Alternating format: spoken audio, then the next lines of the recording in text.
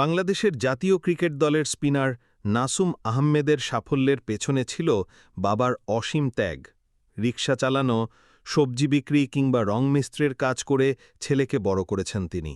বর্তমানে সিলেটের একটি হাউজিং এস্টেটে নিরাপত্তা কর্মী হিসেবে চাকরি করছেন মাত্র ৮,০০০ টাকা বেতনে। তবে পরিবারের ভেতরেই তৈরি হয়েছে ভিন্ন বাস্তবতা। নাসুমের বিয়ের পর থেকেই বাবা আক্কাস আলীর সঙ্গে সম্পর্কের দূরত্ব দেখা দেয়। ৪ বছরেরও বেশি সময় ধরে বাবার সঙ্গে ছেলের কোনো যোগাযোগ নেই। আক্কাস আলী জানান, একসময় ছেলের কাছ থেকে অবহেলার কথাও শুনতে হয়েছে তাকে। অন্যদিকে নাসুমের বোনের দাবি, বাবা বিষয়গুলো একপাক্ষিকভাবে উপস্থাপন করেন। পরিবারের অন্য সদস্যরা মনে করেন বাবার দ্বিতীয় বিয়ের পর থেকেই সম্পর্কের টানাপোড়েন শুরু হয়।